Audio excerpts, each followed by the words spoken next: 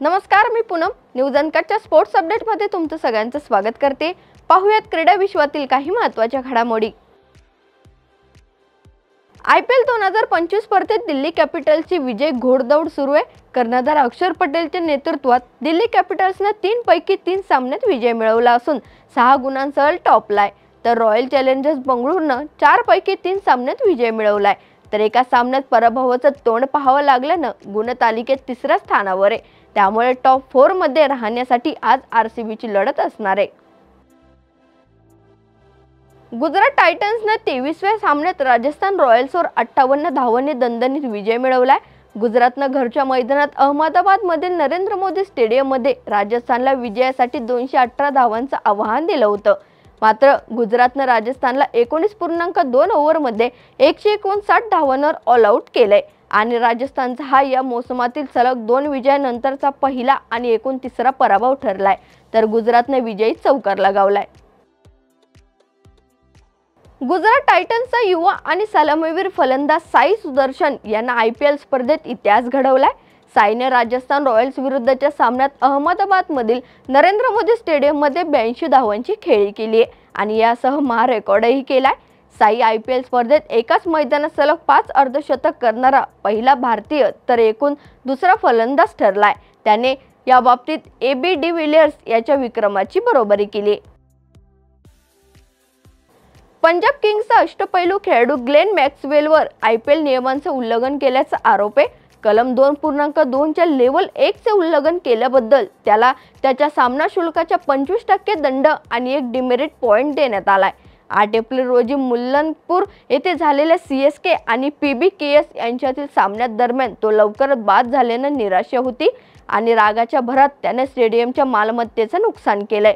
त्यामुळे BCCIने त्याला आता शुल्काच्या 25% दंड ठोठावलाय. ICCने बुधवारी जाहीर केलेल्या वनडे क्रमवारीत फारसा मोठा बदल झालेला नाही. भारतीय सलामीवीर शुभमन गिल वनडे नंबर 1 फलंदाज म्हणून कायम आहे. त्याच्या खात्यात 784 रेटिंग पॉइंट्स आहेत. तर 2ऱ्या क्रमांकावर पाकिस्तानचा माजी कर्णधार बाबर आझम आहे. भारतीय कर्णधार रोहित शर्मा 3ऱ्या आणि विराट कोहली 5व्या क्रमांकावर आहे. अशा प्रकारे टॉप 5 फलंदाजांमध्ये भारताच्या 3 खेळाडूंचा समावेश असून चॅम्पियन ट्रॉफीमध्ये शानदार फलंदाजी करणारा श्रेयस अय्यर 8व्या स्थानावर कायम आहे. चर्चेच्या अनेक फेऱ्या झाल्यानंतर अखेर 2028 साली लॉस एंजेलिस येथे होणाऱ्या ऑलिम्पिक स्पर्धेत क्रिकेटचा समावेश केला गेलाय. मुंबईत पार पडलेल्या 141व्या IOCच्या अधिवेशनात हा निर्णय घेतला गेलाय. क्रीडा विश्वातील सर्वात मोठी स्पर्धा असलेल्या ऑलिम्पिकमध्ये आता क्रिकेटचा समावेश झालाय आणि सर्वांची उत्सुकता शिगेला पोहोचली आहे. पण या ऐतिहासिक क्षणात रोहित शर्मा व विराट कोहली यांना सहभाग घेता येणार नाहीये. भारतीय बॉक्सिंग संघटनेची निवडणूक 2 फेब्रुवारीला अपेक्षित होती, पण कायदेशीर वादात अडकल्यामुळे अद्याप ही निवडणूक पार पडलेली नाहीये. भारतीय बॉक्सिंग संघटनेची परिस्थिती पूर्वपदावर आणण्यासाठी जागतिक बॉक्सिंग संघटनेकडून पाऊल उचलण्यात आले. या संघटनेकडून 6 सदस्यीय समितीची स्थापना करण्यात आली असून ही समिती भारतीय बॉक्सिंग संघटनेचं कामकाज सांभाळणार आहे. ही समिती पहिला अहवाल 30 दिवसांच्या आतमध्ये जागतिक बॉक्सिंग संघटनेला सादर करणार आहे. तसेच या समितीची मर्यादा ही 90 दिवसांपर्यंतची असणार आहे.